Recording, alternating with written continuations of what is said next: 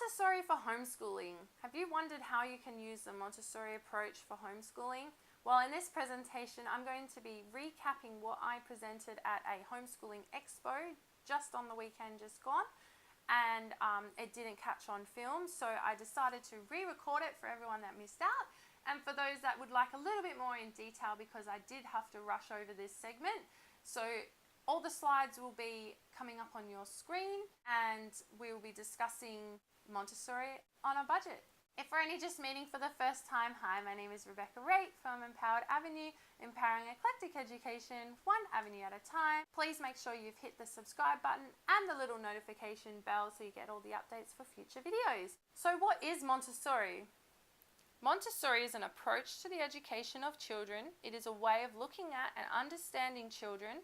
It is a view of how children develop and learn, which has been translated into a systematic method of education based upon careful scientific study. It teaches individuals instead of groups. Children learn through practicing tasks rather than listening and having to remember. So this is where the hands-on learning comes into it. The Montessori curriculum is much broader than many other programs. This is especially true in Australia. The preschool curriculum that we use here is very vague, and the Montessori curriculum encompasses that and so much more. They learn so many more practical life skills. With regard to discipline, in a Montessori program, the emphasis is on self-discipline developed through helping a child learn how to appropriately meet needs rather than disciplining through the use of rewards and punishments. So we don't have reward charts, sticker charts, or punishments such as timeout. Organisation of the room allows children easy access to a variety of learning experiences. The room is specifically organised to appear attractive and orderly. Materials are displayed on shelves at the child's height. So this is important, especially in children's house, that the materials are all at the child's level so that they can easily reach it themselves without any accidents happening. The routine of the Montessori program is based upon the principle of freedom of choice rather than on set times for prescribed activities. So in a traditional school, you have set time for English, maths, science and everything like that, and at that time is when you do it. There's no freedom of choice for the child. So in Montessori, the child does everything at any time. They can pick something from the math shelves, they can then go and do some English, but someone else might be doing some practical life or some science or something like that. How can we use the Montessori approach at home? Most importantly, don't go and buy all the stuff. Don't try and replicate a classroom in the home because it's just not the same. Teach me to do it by myself is the key Montessori principle here that we're trying to instill in children. We want them to be able to do things for themselves instead of us always doing things for them. This is a picture of a traditional Montessori classroom. So you can see there's lots of children, a handful of adults. Less adults the better. So you can see how this classroom would be really hard to replicate in home. With even a few children, they might not be the right ages for the age that your child needs. There are a lot of materials. This is just one classroom. Every 3 years the child moves up, and yes, there are some overlapping materials, but the majority of them are changing as they move up and up and up towards the more abstract. So it gets quite costly. Montessori materials are very costly because they are quite natural and wooden based, so this isn't cheap. And then because they've got the Montessori name attached, I think the prices go up as well. So how can we use Montessori at home? Most important tip I can give you is to use what you have. So this is a photo of an early setup that I had. I've used these same shelves and I still have them. I just went around my house, found some shelves which weren't being used or were being used, and I repurposed them. And I started off with just one of these, the one which is the lightest coloured one there. That was my first one, and we just had that one. And then I gradually built on from there. I found some on local buy and sell pages and just got them really cheap. Yes, they don't match. Yes, it doesn't look as good as a classroom, but does it serve the purpose? Yes. It is providing an open shelf that I can put materials on that the child can then choose for themselves to do.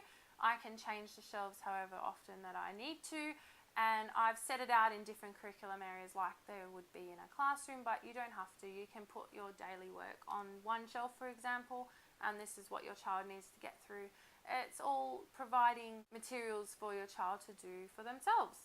Another tip I have is to DIY as much as you can. A lot of Montessori things nowadays you can DIY, and there are a lot of people who have done this. So they've provided plans for free or for cheap. These in this picture I made myself.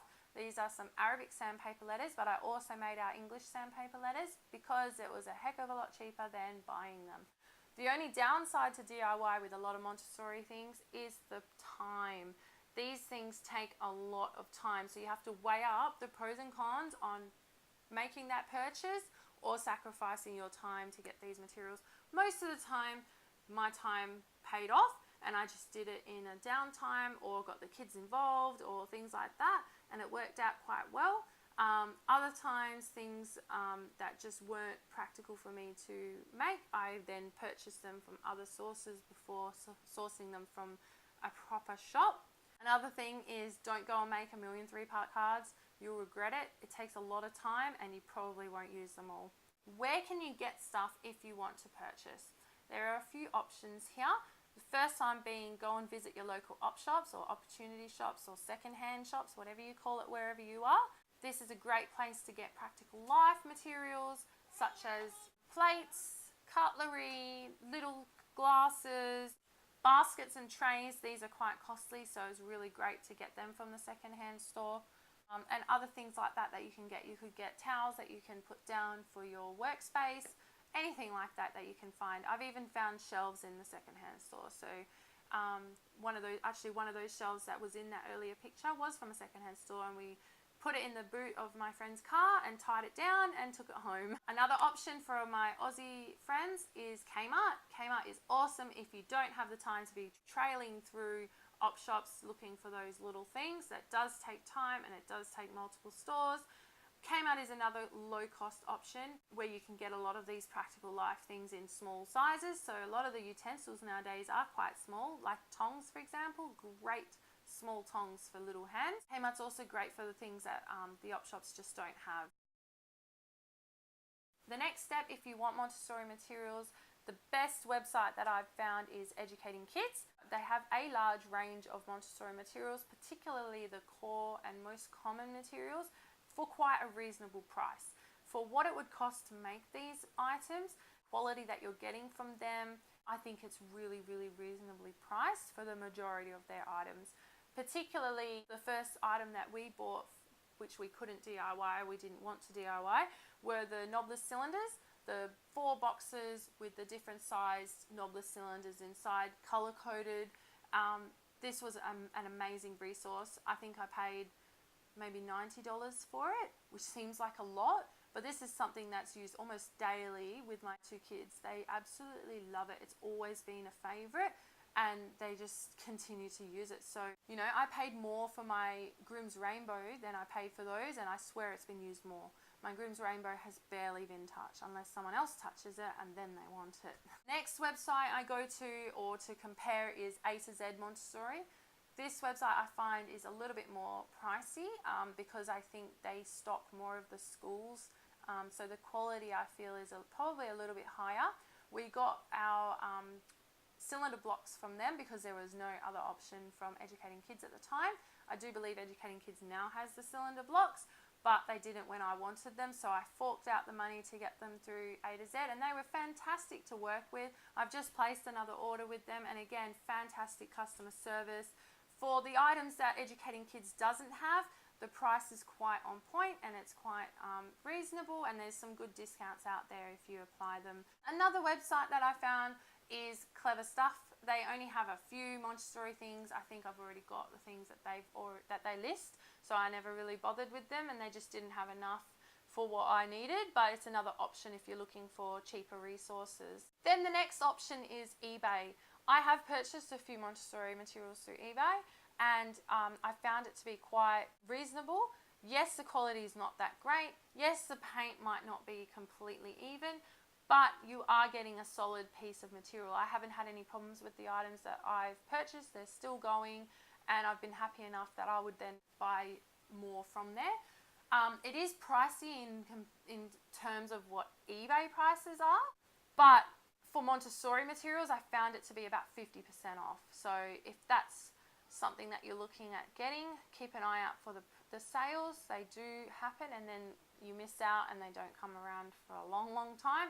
I'm still waiting for items that I saw a lot cheaper go on sale again.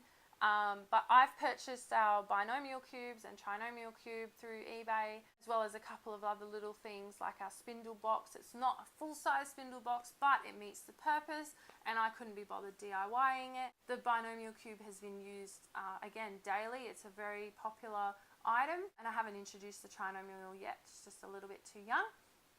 But the materials, yeah, the paint might not be completely perfect, but the proportions are correct in terms of what it needs to be, so I feel like they're good enough. And then I could allocate funds elsewhere for saving a few dollars here and there, DIYing here and buying off eBay. These things then I could put to the funds to something else that wasn't available. Where to get stuff for furniture, again, scaled furniture you can get off your marketplace or Gumtree or secondhand stores or wherever you get your buy and sell items. IKEA and Kmart for things new, but starting with what you have is the most important thing. How can you use the Montessori approach in your home? Mix and match. You don't have to be a purist. A lot of people will say that you can't do Montessori at home, and I say, why not? It might not be the same as in a classroom. Yes, you will not have the social atmosphere that you would get in a classroom, but you can still use the approach in your educational style. And I think it wins hands down in terms of the children learning concrete facts over abstract facts at a younger age. So you doing things hands-on to learn these concepts is so much more important at these younger years, and even at older years when you're struggling, you can combat the socialization issue easily by going and doing other social things with other people of a mixed age range. Now that's the important part, making sure you're not sticking with just that year level. And Montessori was big on being outdoors, so grab your children and go to a park or play and discover through nature, and then bring that stuff back to your classroom. Montessori classrooms always have fresh flowers in them or arrangements of other sorts, and just lovely nature, bringing it inside or going outside to do things as well. This is a picture of my favorite resource that I use for my children. They have used it for about 4 years now, and it is not a Montessori item. So this just shows that you do not have to have only Montessori items in your home. You can have other ones in your home. This is a Melissa and Doug pattern block set, and it is used in like maths and doing patterns, and you can even do extension cards, but I haven't even gotten to that point. They're happy with what came with the pack.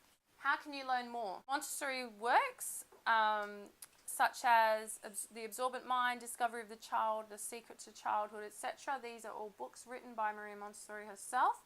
That's always a good place to start, is going straight to the source. Secondary resources such as Basic Montessori by David Getman, or Teaching Montessori in the Home by Elizabeth Hainstock. They're also great books as well, written by other people.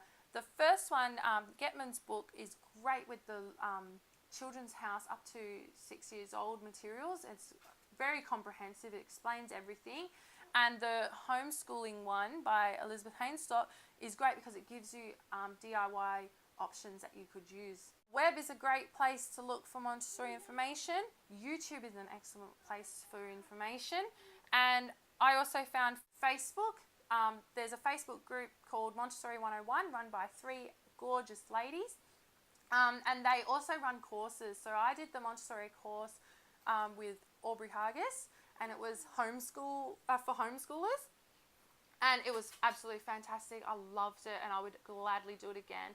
We had so much curriculum work done, things that you can DIY, materials that you could prioritize. It was just fantastic. I highly recommend any of the courses that Montessori 101 are running. And if you'd like to keep up to date with any free downloads that I do, please just follow the link in the description below for your free download, and then you'll be placed on the list to get continued updates on alternative learning and Montessori and the like. A couple of photos from different Montessori materials. So to conclude this presentation that I did at the Expo, I also included information about what my business Empowered Avenue can do for you. So I have classes that run in the Kwinana area, have online options coming soon for those that are in different countries or can't make it to the local classes. I also do incursions where I come to you.